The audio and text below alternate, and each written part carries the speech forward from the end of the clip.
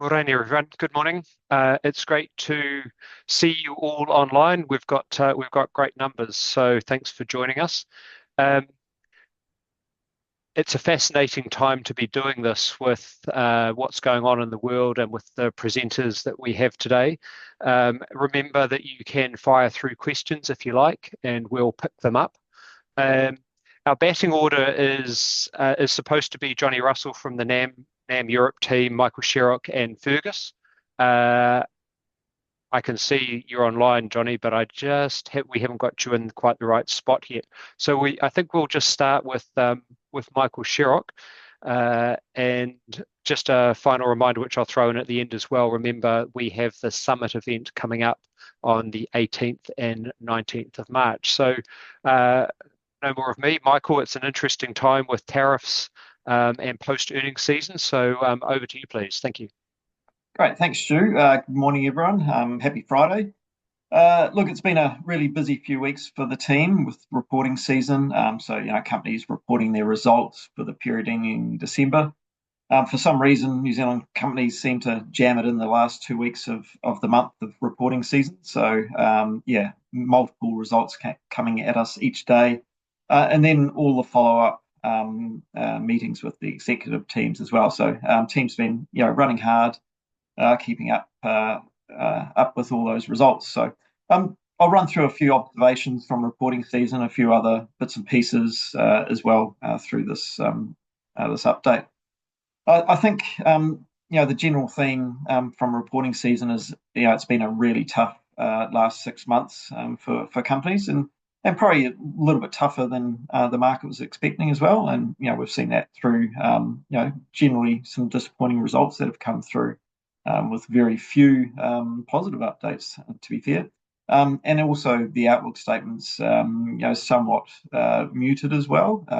Green shoots not really coming through where they might be mentioned. We're just hoping they're not weeds. Anyway, jumping into some names specifically. So Ryman, while actually not reporting a result, I think is probably the most worthy one to start with, given the whopping $1 billion capital raise. So done at $3.05, 29% discount to the last traded price. So massive discounts, really forcing investors to take up that capital raise, given the discount. If you don't take it up, you are diluted severely. So that has been done, and the raising was driven by essentially the challenging housing market and also gearing that was pushing up towards 40%. And with the $1 billion that's been raised, that gearing gets down towards the low 20s, so about 23%. There's been a refreshed executive team. The board is pretty new as well, and so I think with the gearing down at low levels, relatively low levels, it provides them a platform to drive the business forward from here. A big raise, and it has also weighed on the market in general. So investors have had to sell other investments to fund their participation in the Ryman capital raise. So we've seen the Ryman stock weak, and it will take a little bit of time for that stock itself and also the market to absorb the pretty chunky capital raise. So just we'll wait and see. First few days of this week, the market across the board's been weak, but it has started to bounce back over the last couple of days as that funding has been completed. Moving on to a couple other stocks in the sort of the building area. So Winton, just a quote that I found interesting out of their results.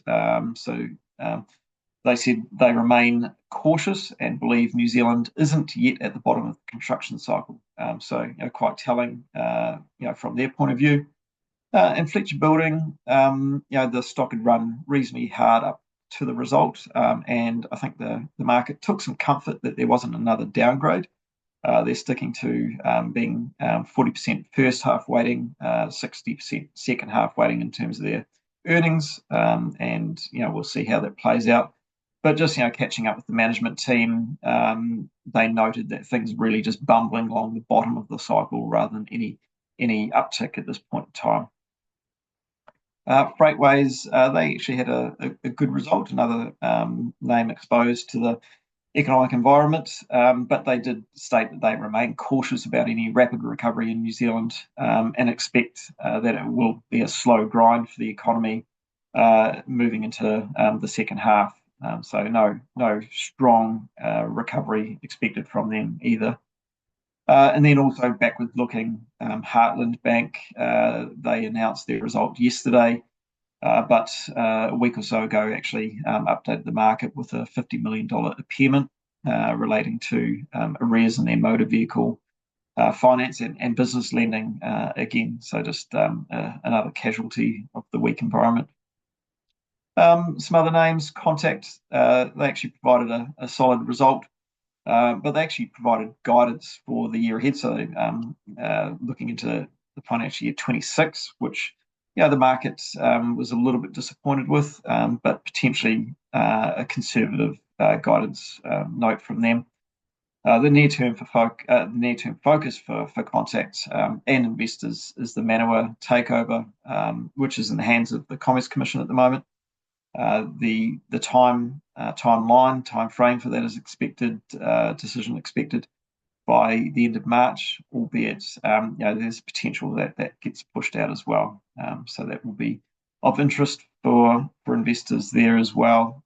EBOS, the stock had run quite hard up to the results, and I think the market was expecting or anticipating an upgrade in their guidance that wasn't delivered, and so the stock's been a little bit weak post that earnings.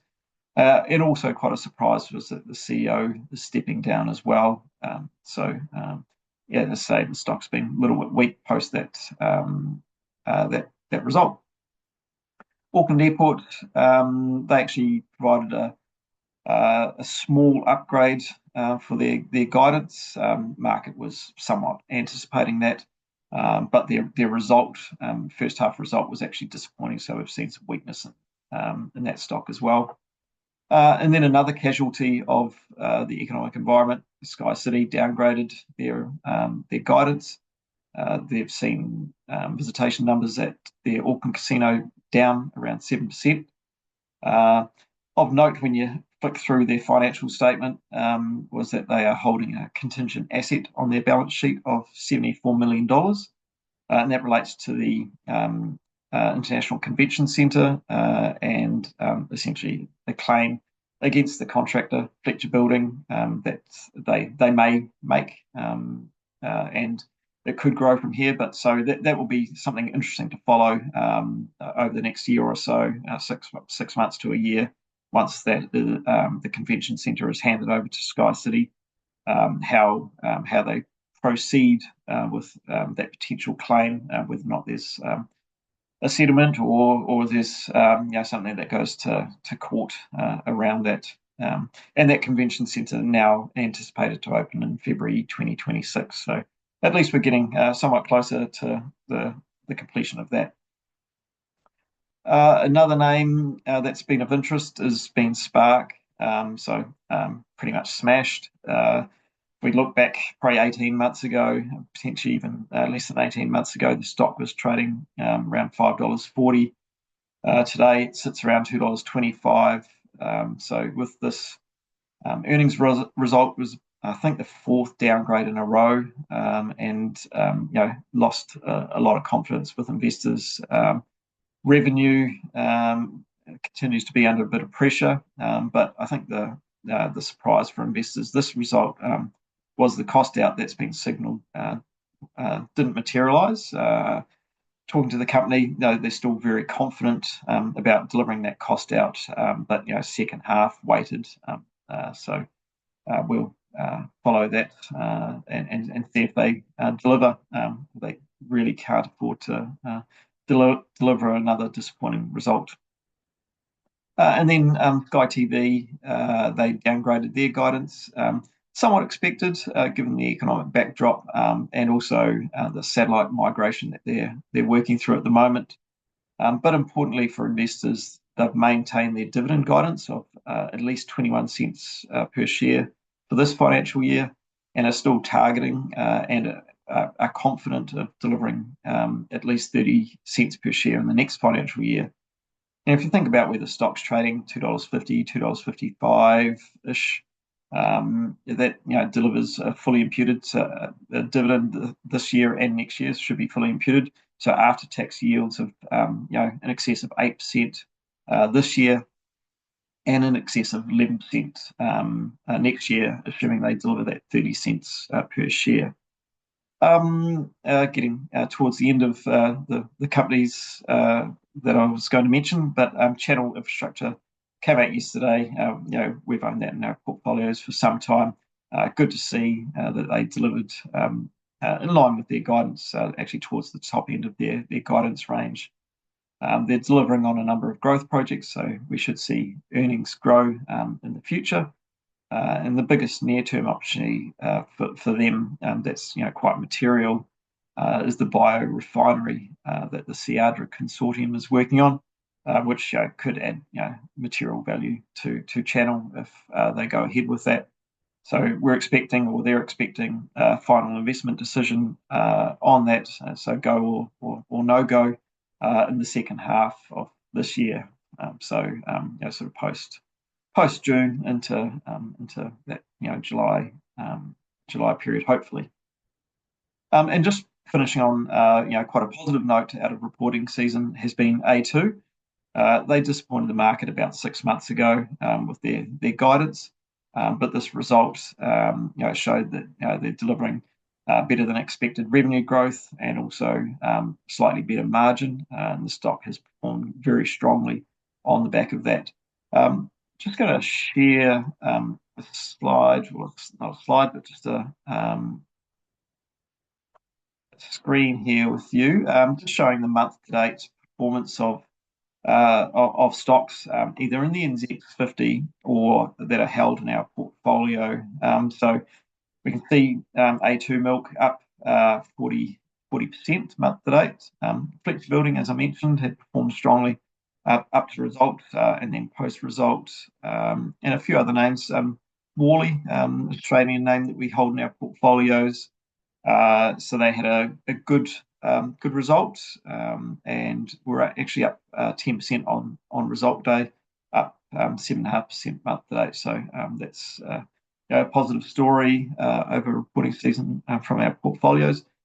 But if we scroll to the bottom here, the bad performers, the names that have really disappointed. You can see Ryman, that's a result of their large capital raise. Spark down more than 20%. Heartland, that impairment that they've taken. Oceania Healthcare, really a casualty of the Ryman capital raise that you can see there.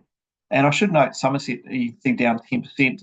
I haven't looked at how it's open this morning, but they had their result out this morning, and it wasn't a bad result. It was a relatively good result, and so I would expect it should trade up today. So we should see an improvement there.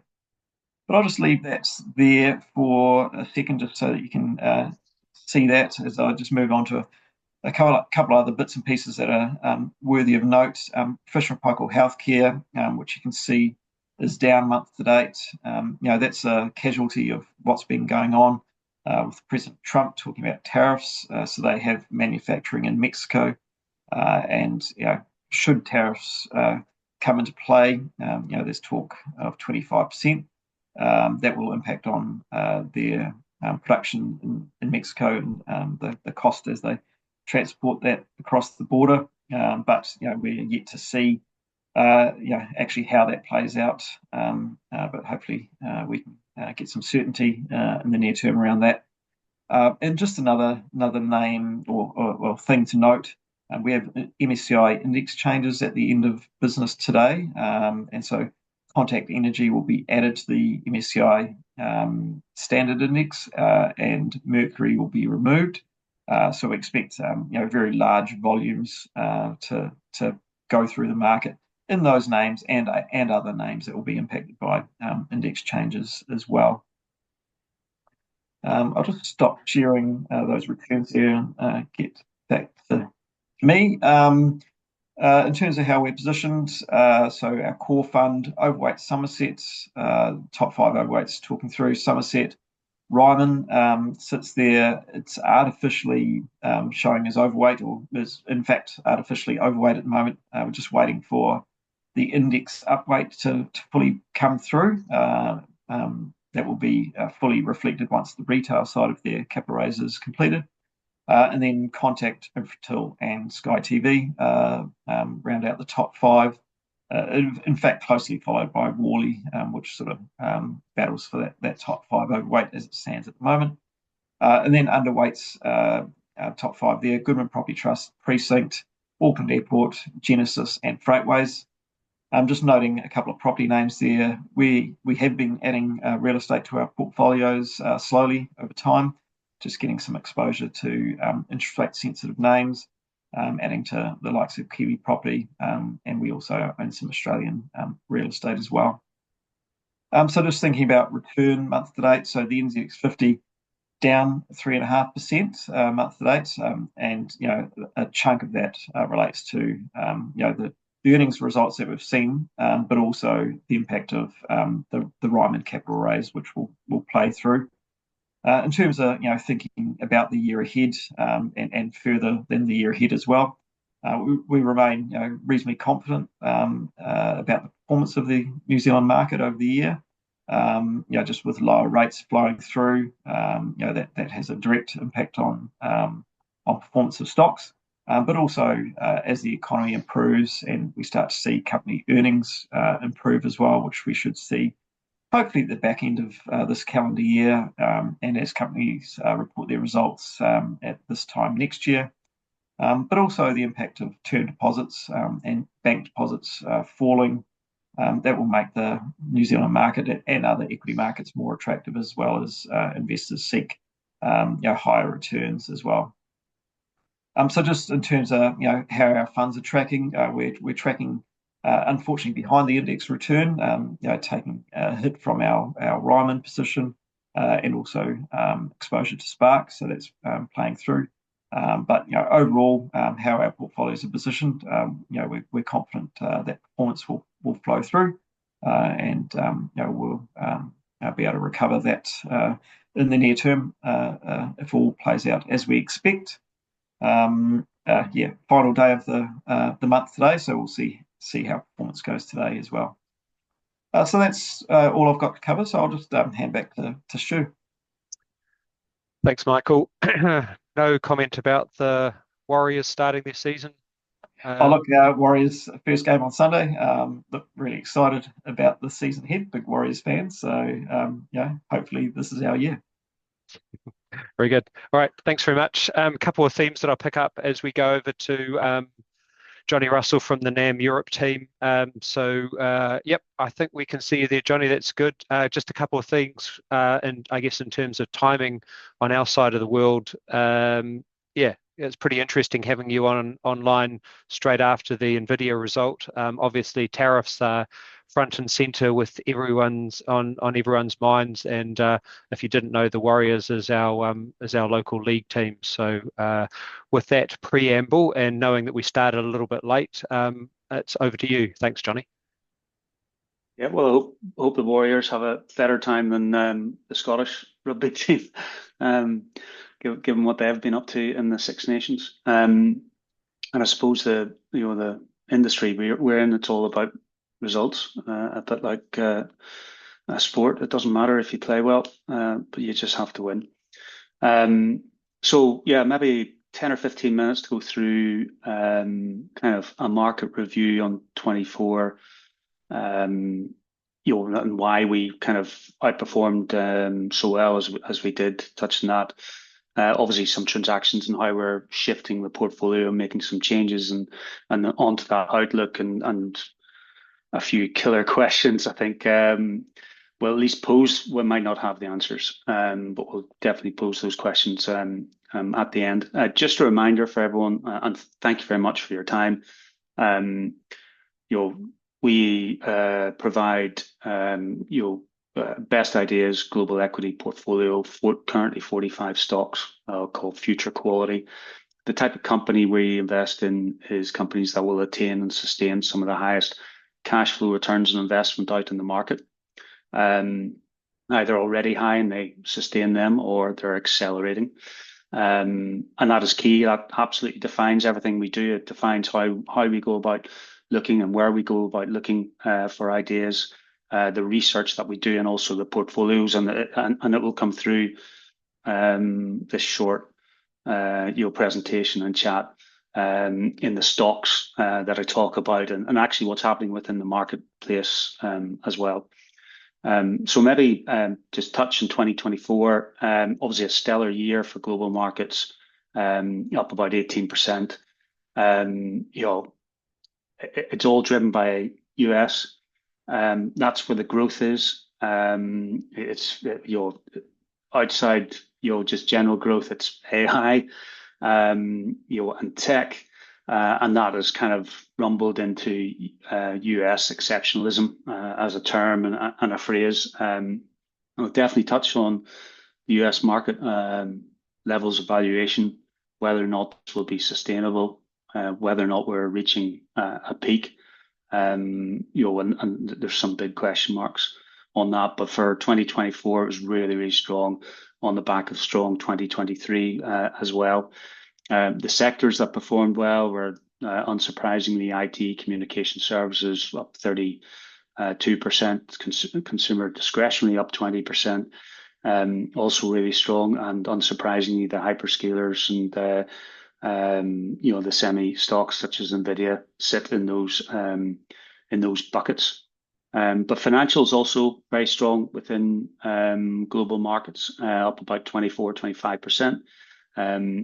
Eclipsing the overall index, and that's really on the back of a couple of things: a rising yield curve, benign economies, so that's got valuation support, and then also ultimately the hope of deregulation and further deregulation within the banking sector, driven by the politics within the US. They were the kind of the good side of the ledger. The bad side of the ledger, pretty much, everything else. So defensives having a torrid time, and continue to have that torrid time, albeit opening up some real opportunities there in terms of relative valuation that we are picking up on, and then energy and materials also having a tough time. While US was really good, everything else underperformed. So basically, if you're not in the US and you don't believe in that US exceptionalism or AI, life's really tough. As an active investor or investor, full stop. Now, through the future quality lens, it's actually fairly evident why US has done exceptionally well. As I said, we look to invest in companies that will attain, sustain some of the highest cash flow returns. And then if you kind of look at the cash flow return on investment and where that resides, the highest quintiles, it's significantly in the US market. And then if you look at the large mega caps, they are delivering the majority of the economic profit uplift that the globe is delivering, and unsurprising really, because of the really high cash flow margins they already have. The incremental margins are even higher, so therefore simply got up to now rising returns across most of the Mag 7. Now, they're not all the same. Tesla is definitely out on a limb. It's not profitable. But the others are to different degrees of very high cash flow returns. So unsurprisingly, able to generate higher returns. Share prices tend to go with that. So in terms, that's a 2024. In terms of the strategy itself, we on a gross basis almost outperformed by 10%. Obviously net basis that's lower with hedging and fees. Just short of 50% of that is driven by stocks within the AI patch, which is great, especially given the fact that our kind of IT weight, for example, is kind of underweight 3%. We're not by any stretch of the imagination a IT kind of only strategy. Quite the opposite. So it's been really strong stock picking that has driven performance. Outside that, financials has also been really strong. I mentioned financials are strong as a sector. That's largely banks. Actually, where our performance has come has been from the mid-cap insurance companies, specialist insurance companies that have niches with really strong pricing power. So these are companies such as Ryan Specialty, Progressive, Palomar. Those three companies all performing really well as a new stock that we added to the portfolio this year called Interactive Brokers. So financials actually is the best performing sector across our strategy since we started Nikko over 10 years ago. Again, it continued to deliver this year.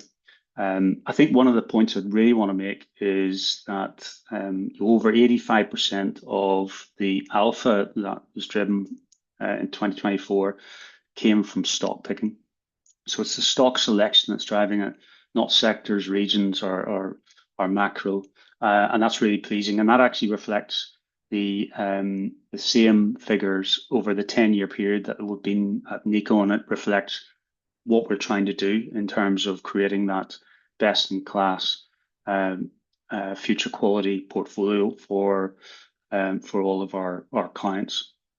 So that's kind of what went right. Obviously, with that scale of outperformance, the ledger was heavily on the positive rather than the negatives. There were some negatives. We don't own Apple, but we don't see it as future quality largely because the valuation is too extreme for limited growth.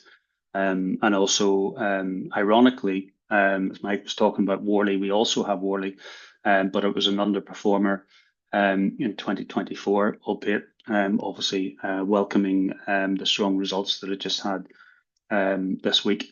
And we continue to hold it and believe in it. So that's the strategy review. Maybe think of some of the changes we've made. As a reminder, it's a diversified portfolio. We're not aiming to make massive macro calls. And that continues really. And what we've been able to do with a strong 2024 is actually take the winnings that we've had where some of the cycles either getting stretched or valuation stretched, and take some of those winnings and actually invest in some new ideas. So the new ideas added into the portfolio include Hitachi, which is a Japanese, many people will know it, Japanese conglomerate, typically extremely low cash flow returns. In fact, I would say not really on our watch list, Japanese conglomerates historically. However, the management team here have actually made some quite significant changes to the business over the last 3 years, and actually whittling down the business into 3 core areas, the biggest of which is in digital transformation, so offering digital transformation services to large Japanese clients. And that's something that the Japanese economy is desperate for.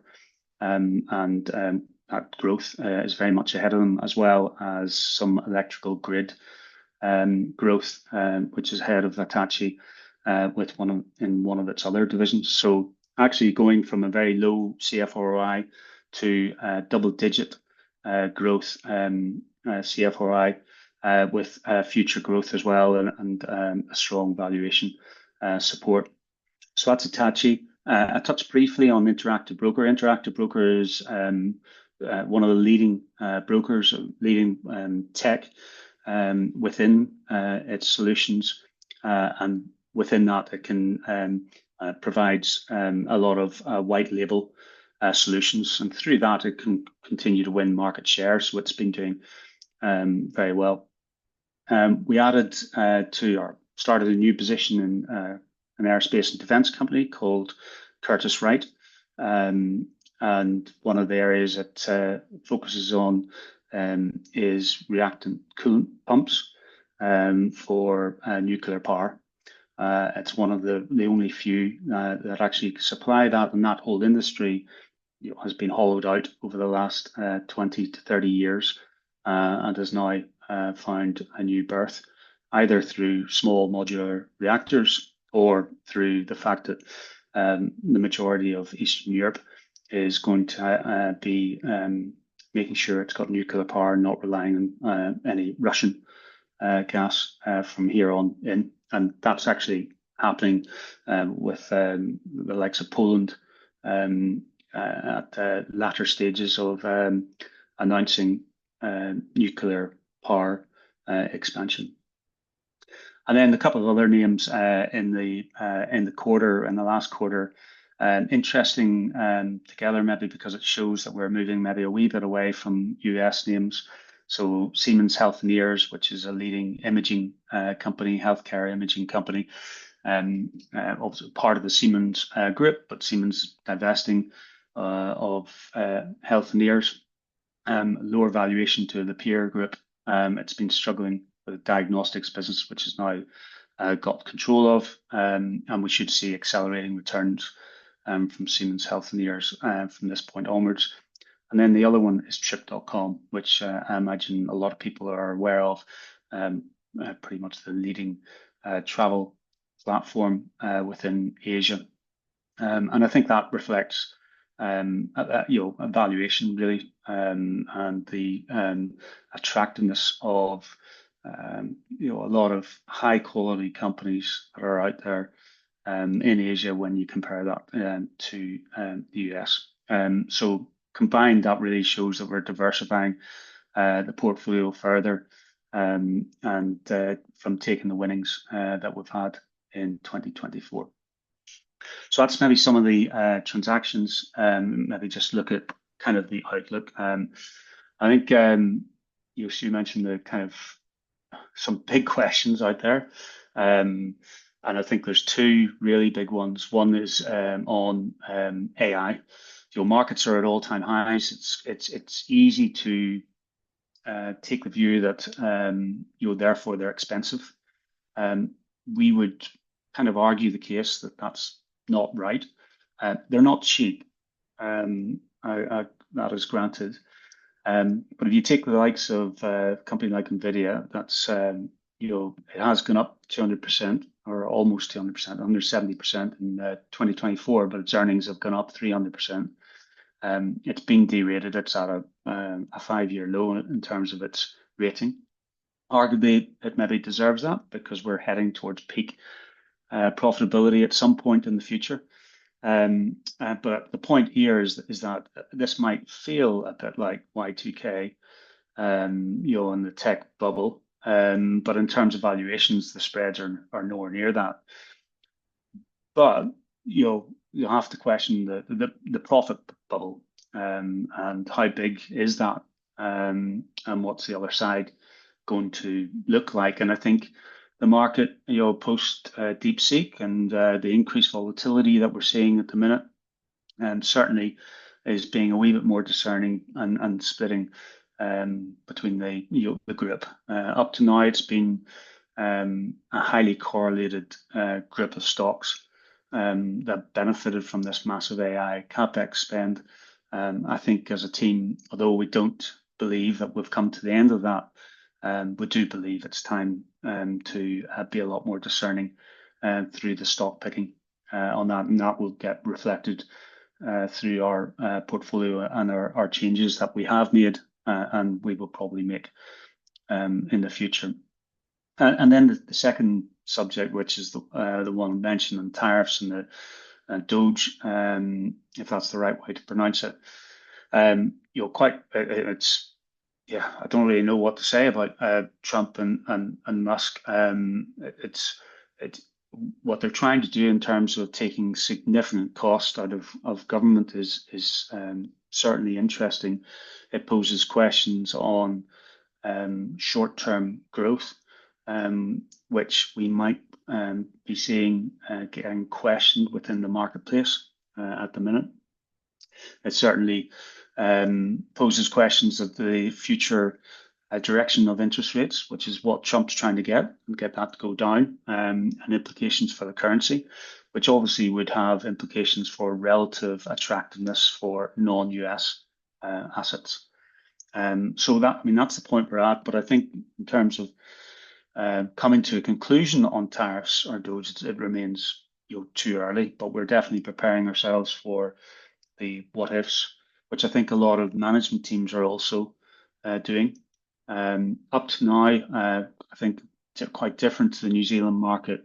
The results season has been okay. If not, actually, I would say it's been pretty favourable for us as a team. The performance of the strategy has been in line with the market to maybe slightly better, but let's call it in line. Where style headwind, while we've been facing style headwinds in the form of value, actually doing quite well relative to growth. And of course, we are a growth and quality investor. So I think on the back of strong 2024 and given those headwinds that have happened and corrections in the market, we're pretty pleased with where we've got to come the end of February, but working very hard to really unearth the ideas that I think we'll need over the next 12 months. And those are likely to be, I think, certainly more than in the past, non-US based. So maybe I'll stop there. Thanks, Johnny. Really interesting and informative, and a great time to have you online. What a perplexing climb to have to think about tariffs, like they put up in headlights and then whipped away or not enforced, even overnight as we're meeting now. The other point that I thought was fascinating was really your point about NVIDIA actually derating because of the quality or the amount of profit that's coming through, and the numbers are quite staggering in terms of their domination. Maybe the question is, how much comfort should we take from the headlines about the continuing investment from their customers? Is it real? It seems to be real, but the capex outlooks for many of the customers they supply look still enormous. Yeah, and they are enormous, and they've been still rising. So you and I are long enough in the tooth to be a bit cynical about this, and I think there probably is a profit bubble and there is a capex bubble, and when you have that scale of capex, there's probably it undoubtedly leads to decreasing returns at some point. Now this AI capex boom has been faster and bigger than anyone anticipated, and that trajectory continues. But you'd have to think that within that environment, there will be some level of people ordering ahead to get when they can. Can NVIDIA keep up? I mean, it has to date with its innovation with more efficient chips. Which has been great for NVIDIA's story. It will have to run pretty hard on the hamster wheel to keep that going. The different companies, I think if I show or talk about a couple of companies in the portfolio with different outcomes, we'll look at Meta, which we have in the portfolio. Meta's got a number of levers to pull to raise its cash flow return on investment, of which success in AI is probably one. But it's got its metaverse business that still loses multi-billions, which it can cut. And also, whenever you think about its media business, it's probably the first of the hyperscalers that will be able to demonstrate the success in AI. So it's probably in a really strong position, and the market is, it's rewarding it that way. Microsoft we also own Microsoft and have for 10 years, is having a tougher time from the market.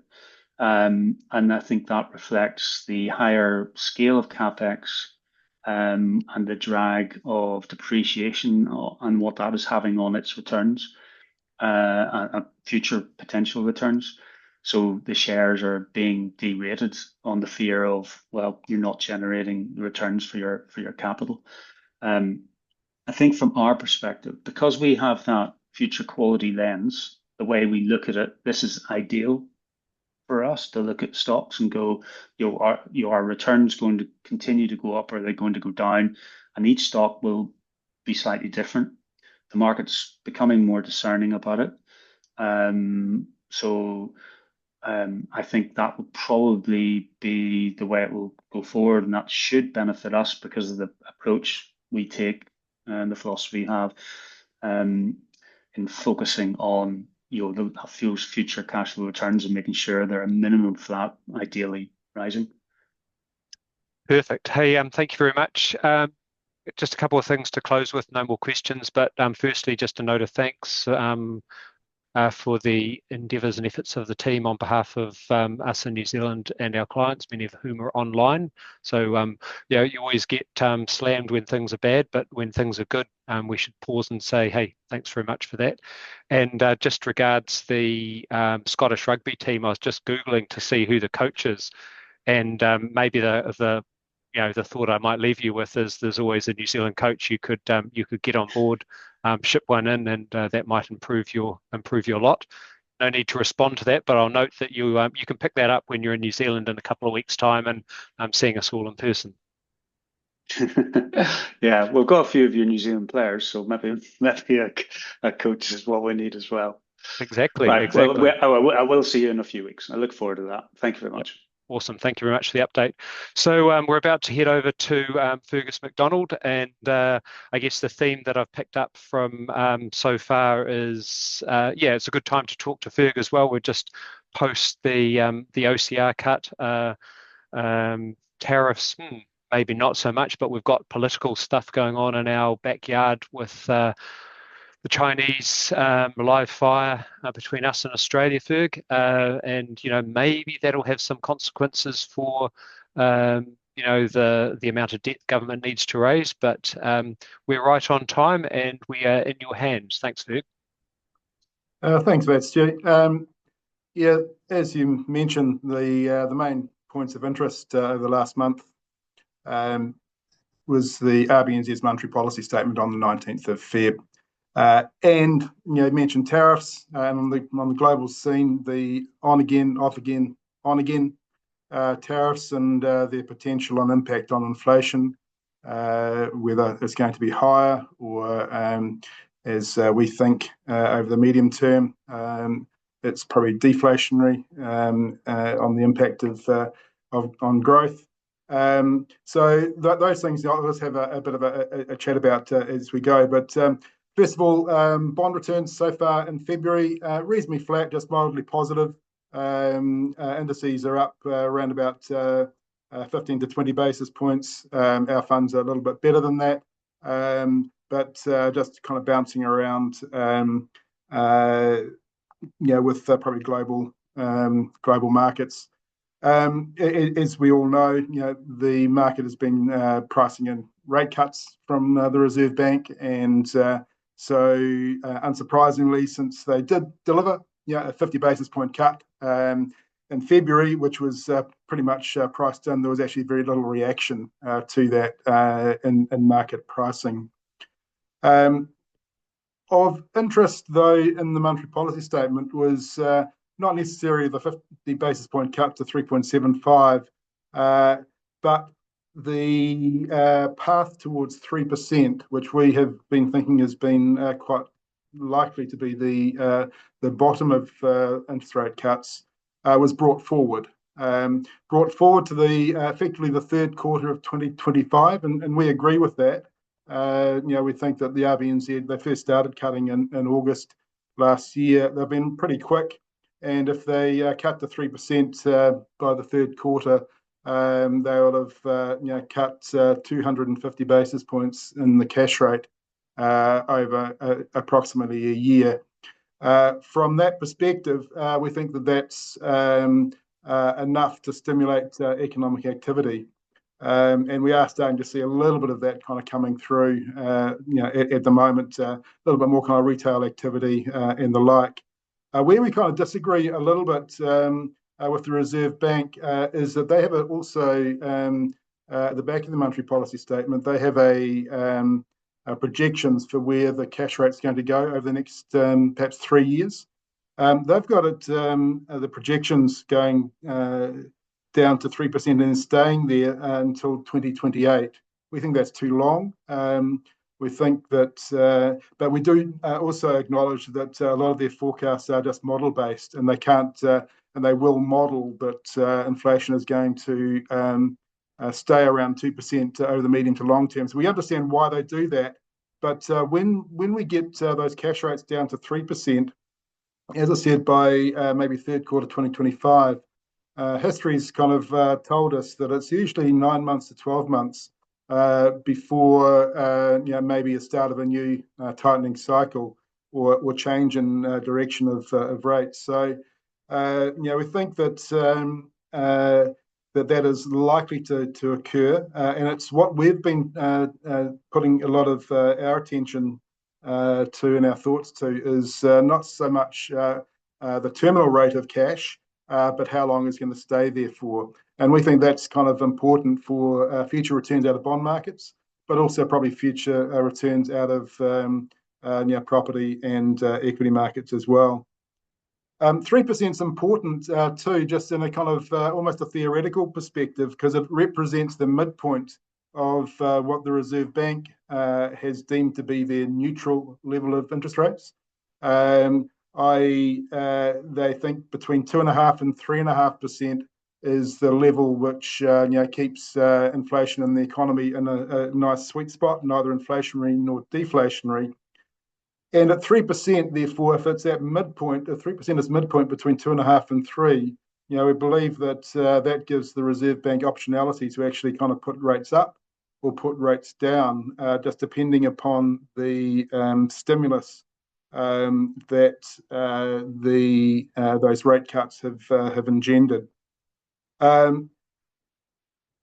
The RBNZ also kind of said, and we also agree with, that there's also spare capacity in the economy. Spare capacity can be thought of the amount as kind of economic speak, for the amount that the economy can grow above normal rates of growth before it's inflationary. And the Reserve Bank at the end of 2024 put that at about 1.7%. So whatever our kind of normal growth rate is, that we can kind of grow faster before it becomes inflationary, because there is demand needs to kind of increase. So we think that we saw how kind of contractionary cash rates were when they were at 5.5%, and they moved up very quickly from 0.25%. So when we kind of move back down 2.5%, we do believe that that'll be stimulatory.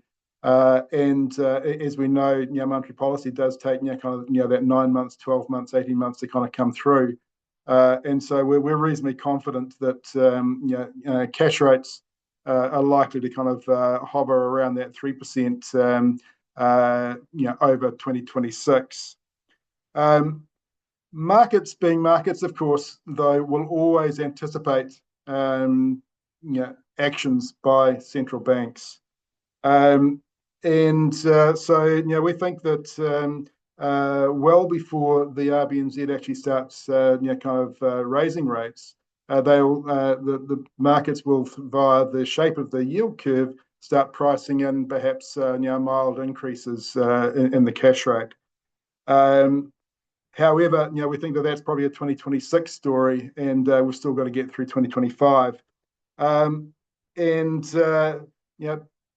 It is important, as I said, about how long those cash rates are going to stay there for, because the time horizon for our investment portfolios is, or the way we're thinking about our investment portfolios is generating performance over the next 1 to 3 years. So that time frame is pretty important.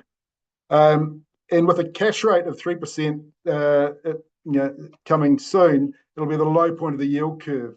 And we believe that 10-year bonds are hovering currently around about 4.5%, and also the fact that our long bonds tend to be directionally tied to US Treasuries. We believe that the yield curve will be quite steep. So cash rates at 3 and held there for some time, and longer bonds and also credit curves offering quite a yield enhancement over and above that I guess risk-free kind of cash rate. And if we believe that this time round in this monetary policy cycle will be anything like what has been experienced in before, we believe that yield-hungry investors won't be satisfied with 3% return. They'll start looking around for higher potential returns.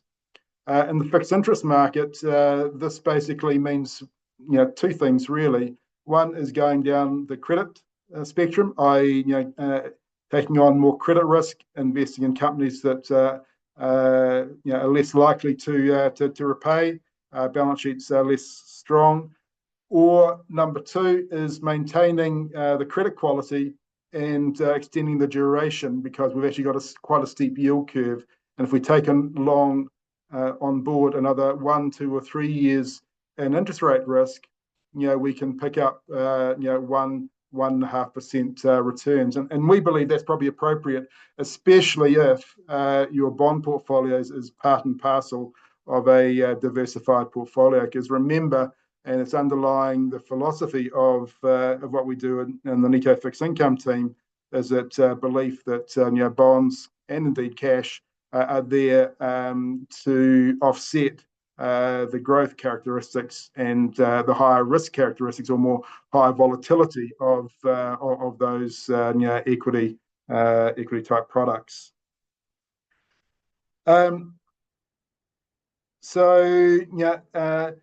our perspective, we believe that where our returns are going to come from, over the last 2 or 3 years, they've come from the fact that we've had falling interest rates, and we've taken advantage of that by being longer duration, by being around about 1 to 1.5 years longer than our benchmark.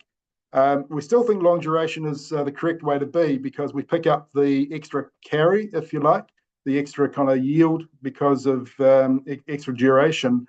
But it also gives us the ability over time to actually make some capital gains. So even if interest rates do not change, and we have that relationship of low cash rates to high longer term rates, and that yield curve is steep, if we have yet again our 1, 2, or 3 year time horizon for investment, we can hold those securities. And even though if interest rates do not fall, we can make a capital gain through rolling down that yield curve. And those are the types of strategies that we're perhaps looking at. What is the steep part of the yield curve? What is the steep part of credit curves? And we believe that over and above that extra yield that we're having by steepness of the yield curve, we can add probably 1 to 1.5% through those margin contractions over time. So what's the best part of the yield curve for that? We believe between maybe 5 and 10 years is probably the best part. Our portfolios, we don't have ultra long bonds in our portfolio. As Stu said, for various reasons, and defence spending is one of them, that the New Zealand government is probably likely to continue to borrow from the debt capital markets for quite some time. So therefore, we think that there will be those opportunities just to be a little bit kind of picky, but we think that those 5 to 10 year parts of the yield curve is good. We're not so sure about the very long end of our market. but those yields are probably looking attractive. Very briefly, I'm just going to talk about tariffs from a bond perspective. And from a bond perspective, really the thoughts about tariffs are they going to be inflationary? And are they going to cool an economy, or are they going to just push up prices? For what it's worth, this is my view that tariffs are inflationary in the short term, but deflationary in the long term, as they sap consumer demand and lower economic growth rates. But what's important really, and we're keeping kind of quite a watching brief on this, is what central banks' view is. So they've said at the moment, and they will be monitoring this quite closely. They'll look through the first round impacts of tariffs. And it's only really the second round impacts, if it gets into kind of price setting behaviour over and above the first round of tariffs being imposed, will there be a monetary policy response. So from our investment time horizon, 1 to 3 years, we don't think that imposition of tariffs will be have a monetary policy impact, i.e. from an RBNZ perspective, it's probably not the reason for them to deviate from going down to 3%, but they will be monitoring that quite closely. We are mindful, though, that our CPI is at 2.2% at the moment, forecast to probably go up to 2.7% by later this year, as perhaps some low numbers roll off. Tariffs are likely to make those series maybe a little bit more volatile, and the low Kiwi dollar makes our imports more expensive. So are tariffs inflationary? Yes and no, depending on the time frame you're looking at. But we don't believe it's going to change what the monetary policy settings from central banks are. So all of us, we don't have a clear crystal ball, but it's certainly one of the things which will impact bond market returns over 2025 and into 2026. I see I'm pretty much out of time, so I might just kind of hand back to Stu, and happy to field any questions if there are some. Yeah, thanks. And also should have recorded thanks to Michael for the performance of the year that was, but thanks to you and the team on behalf of us and the clients, Ferg, for great returns delivered.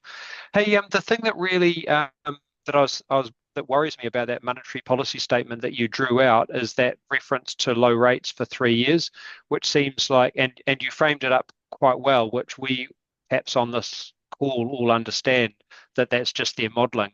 But should we be worried and therefore vigilant about the consumer misinterpreting that as they did the last time RBNZ talked about lower for longer, and a whole bunch of people went out and borrowed huge amounts of money for long periods of time, take them literally that rates were going to stay that long? Do we have the same potential risk again, and do we need to be vigilant against that?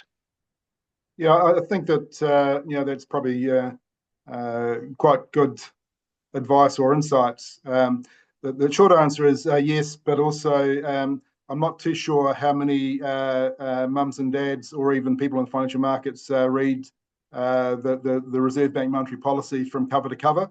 And to be fair to the Reserve Bank, they also go to quite long lengths to say that they have different scenarios. So, there's probably more devil in the detail, but it is something which is worthwhile. The other point, which is a little bit different too, is I think that since the boom-bust scenario of New Zealand economy is probably less now, because if you recall, monetary policy tightened from 0.25% OCR to 5.5%, and that caused quite an angst, and we've seen 2 years of economic pain. Now we've likely to kind of halve that increase, so perhaps that kind of boom bust is just mellowed somewhat, or the potential for boom bust is mellowed.